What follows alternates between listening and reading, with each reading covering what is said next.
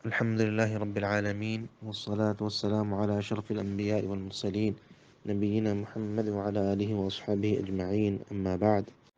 احرام میں جو مخصوص لباس پہننا ہے تو اس میں مرد کے لیے یہ شرط ہے کہ وہ دو چادریں پہنے، ایک چادر سے اپنے جسم کے نچلے حصے کو ڈھانپے اور ایک چادر سے اپنے اوپر والے حصے کو ڈھانپے، جس کو ازار اور رداء کہا جاتا ہے، اور یا ہماری زبان میں تہبند اور چادر کہا جاتا ہے۔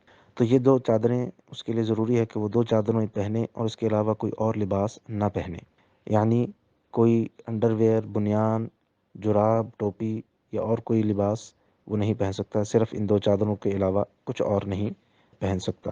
اور اس کے لیے شرط یہ ہے کہ چادروں کے لیے کہ دو چادریں کھلی ہوئی چادریں ہوں، ان کے کونے آپس میں سلے ہوئے نہ ہوں۔ ہمارے ہاں عام طور پر یہ کہا جاتا ہے کہ سلا ہوا لباس پہننا منع ہے، تو سلے ہوئے لباس سے مراد یہ ہوتی ہے کہ ایسا لباس جو جسم کے کسی عضو کے مطابق سیا گیا ہو، جیسے کہ قمیض ہے تو اس میں بازو الگ سے سیے گئے ہوتے ہیں، بازوں کی الگ جگہ ہے، اور اسی طرح سر ڈالنے کے لیے گلا وغیرہ بنا ہوا ہے۔ اسی طرح اگر شلوار وغیرہ ہے تو اس میں دونوں پاؤں کے لیے، دونوں ٹانگوں کے لیے الگ جگہ ہوتی ہے۔ تو ایک مخصوص لباس ہے جو سیا گیا ہے، بنایا گیا ہے ایک جسم کے مطابق، جسم کے کسی بھی عضو کے مطابق، تو یہ مراد ہوتی ہے۔ تو بہرحال مرد کے لیے دو چادروں کے علاوہ کچھ اور پہننا جائز نہیں، اور یہ دو چادریں کسی بھی رنگ کی ہو سکتی ہیں، ضروری نہیں کہ سفید ہو۔ عام طور پہ لوگ سفید رنگ کو پسند کرتے ہیں، لیکن کسی اور رنگ کی بھی یہ چادریں ہو سکتی ہیں۔ اور عورت کے لیے یہ لباس میں وہ اپنا جو عام لباس ہے وہی پہنے گی، اپنا مکمل پردہ کرے گی جس طرح سے پردہ کرنے کا حکم ہے۔ البتہ عورت کے لیے یہ ہے کہ وہ نقاب اور دستانے نہیں پہن سکتی، اور نقاب سے مراد وہ مخصوص لباس ہے جو چہرے کو ڈھانپنے کے لیے خاص طور پر بنایا گیا ہو، جس میں آنکھوں کے لیے الگ سے جگہ بنائی جاتی ہے اور اس کو پیچھے باندھنے کے لیے الگ سے کپڑا لگایا جاتا ہے یا الاسٹک وغیرہ لگایا جاتا ہے۔ تو جو مخصوص اس کو طریقے سے سیا جاتا ہے اور بنایا جاتا ہے چہرے کو ڈھانپنے کے لیے، وہ نقاب نہیں لے سکتی۔ اسی طرح سے ہاتھوں کو ڈھانپنے کے لیے جو مخصوص لباس ہے، دستانے یا گلوز، وہ پہننا اس کے لیے منع ہے۔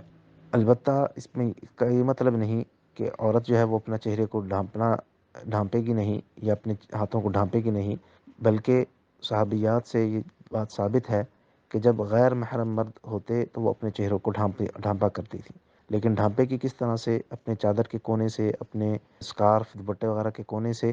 نقاب نہیں لے سکتی، نقاب پہننا منع ہے، لیکن جب بھی سفر میں کے دوران، جہاز میں، گاڑی میں، ٹرین میں، بس میں، طواف میں، سعی میں، یا کسی اور وقت بھی جب بھی غیر محرم مرد آس پاس ہوں گے تو عورت کے لیے لازم ہے کہ وہ اپنے چہرے کو ڈھانپے۔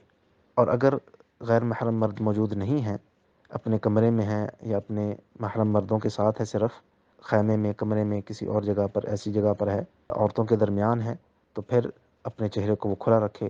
ایسی حالت میں اس کو چاہیے کہ اپنے چہرے کو نہ ڈھانپے کسی بھی چیز سے۔ احرام کی حالت میں ایک اور چیز یہ ہے کہ جوتے، اکثر لوگ کہتے ہیں کہ چپل صرف پہنی جا سکتی ہے، ایسی بات بھی درست نہیں۔ جو چیز ہے ثابت ہے نبی کریم صلی اللہ علیہ وسلم سے، وہ یہ ہے کہ کوئی بھی جوتا ہو لیکن ٹخنوں سے نیچے ہو۔ بہتر یہی ہے کہ ٹخنوں سے نیچے ہو، ٹخنے اس کے کھلے ہوئے ہوں۔ تو بوٹ وغیرہ جو آج کل عام طور پر ملتے ہیں، چاہے مرد ہو چاہے عورت ہو، دونوں کے لیے وہ ایسے پہن سکتے ہیں جو ٹخنوں سے نیچے نیچے ہوں۔ اس کے لیے ضروری نہیں احرام کے لیے کہ بالکل چپل یا بالکل کھلی جوتی پہنی جائے۔ بوٹ وغیرہ یا کوئی اور جوتی ایسی جو ٹخنوں سے نیچے نیچے ہو، وہ پہنی جا سکتی ہے۔